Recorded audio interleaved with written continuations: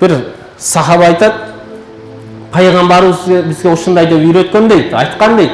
Bir үй eski tamыңды бузуп, жаңы там сала турган болсоң дейт, ошол eski тамыңда bir канаттуу алжы уя салган болсо дейт, ошол канаттуунун уясын бузбагың дейт. Качан ал канаттуу балапандарын, чөчөлөрүн чыгарып, учуруп, ал жерден чыкканга чейин сен eski тамыңды бузуп жаңылабаң дейт. Көрдүңүзбү? Пайгамбарыбыз сахабаларына ушинтип айткан.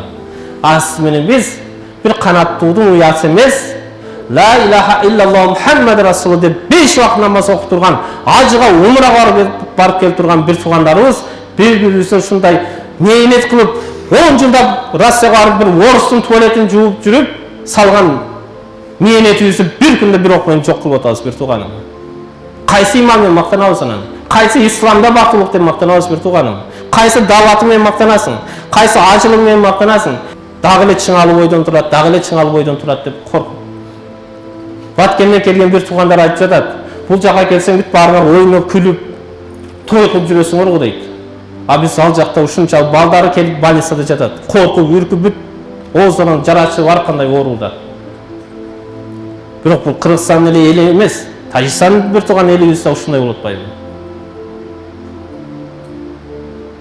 Ар бир калима келтирген адам сиз менен бизге каны, малы, абурай арам болуш керек бир тууганым. Мейлі ал тажик болсын, мейлі қырғыз болсын, мейлі башқа болсын, орыс келтір иман келтірсе дағын, ошондой даражада укукка ээ болот ислам дининде. Бизде исламдын, намаздын, орозонун бүт сырткы сүрөтү эле калды, сакалдын да сырткы сүрөтү калды. Сакал деген эмне нерсе ал? Бир ай албасаң өсөт да ал сакал. Ал Хазрети имам Абу Ханифа рахматуллахи алейхке же болбосо бир имамдарга айткан экен бир киши келип. Сен сакалың өйдө турабы же могу эчкинин сакалы өйдө турабы дегенде, жанагы алым айткан экен, эгерде дейт ушул мен койгон сакалым дейт, эртең күнү кыяматка барганымда дейт, сырат көпүрөгүнөн дейт, өткөрүп бере алсам мени дейт, анда менин сакалым эчкинин сакалынан өйдө турат дейт. Өткөрүп бере албай мен тозокко түшүп кетсем, анда эчкинин сакалы менин сакалымдан өйдө турат дейт. Ошон үчүн бир туугандар, акыл болсо келели, ойлонолу, ойгонолу бир туугандар. Ура деп ал жактан дагы танк айтса да, пушка айтса да Аллаху акбар деп туруп атып жатат. Кайсы Аллаху акбар? Астына комментарияны окусаң, Аллах нусрат дахат. Алла жардам берсин силерге. Шейит кет Аллаху акбар. Мен ошону астына тажик тилин билген үчүн тажикчеде жазып аттым, кыргыздарга кыргызчада жазып аттым. Бир тууганым, бул жерде Алланын жардамы жок эч кимге. Бул жерде шайтандын жардамы болуп атат. Шайтан азгырып атат эки тарапты. Фитна салып атат бир туугандар. Ал бул жакты күнөөлөйт, бул жак ал жак күнөөлөп ушинтип жатабыз.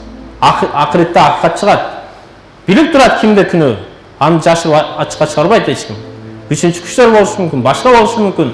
Жок дегенде биз мусулмандар, жок дегенде биз карапайым калк эки өлкөнүн карапайым калкып кичине ойгонушубуз керек го.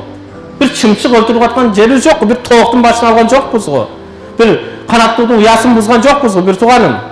Өзүбүзгө окшогон бир мусулман бир туугандын үйүн бузуп салып, жалгыз уулум жаным кыйганга барып аткандан кийин бул ойлоно турган нерсе го. Жазасы атайын өлтүрсөң, жазасы түбөлүк тозокто каласың дегенден кийин дагы ойлонбосок, анда сиз менен биз мусулмандар башыбыз иштебеген бир кор эл болгон болобуз бир тууганым.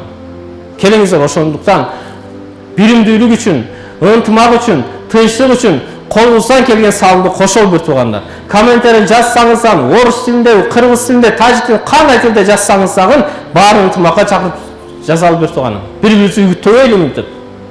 Сиз Бишкекте туруп үгүттөйсүз. Душанбеден туруп аларды үгүттөйт. А бирок Баткеме Исфара ели карапайым эл өлүп атпайбы? Бир солдат жалгыз 17-18 жаштагы бала өлүп калып атпайбы? А биз диванда отуруп алып жазып коюп атабыз. Жардам бериш керек эмес, бир тууганга чакырышыбыз керек, ынтымакка чакырышыбыз керек. Сиз жардам берем десеңиз бир тууганым, алардын да ушундайлары чыгат патриотмун деп. Акыры каныма чейин согушам, кыргыздар булам, монголдун эмеси деп ушунчалык катуу айтып жатат, тажик тилинде айтып жатат аларды. Укпасаңыз, көрбөсөңүз.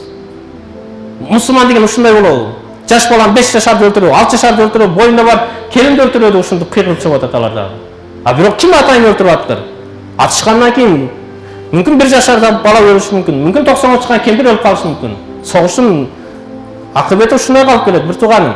Ошон үчүн Алла Таала айтат: "Иннамал муъминуна ихва" дейт. Силер момундар бир туғансыңар дейт. Момунсуңбу? Исламга иман келтирдикпи? Бир туған болуп жашайлы, бир туған. Жок анан башкача дей турган болсок, анда исламды четке коюп алабыз да, биз капырбыз же башкабыз, атыбызды өзгөртүп турушалы. Аллаху акбар деген такбирди айтпайлы, бир тугандар. Исламды жок дегенде башкаларга жаман көрсөтпөйлү. Чындап исламмен жашап аткан канча мусулман бир тугандарыбыз бар.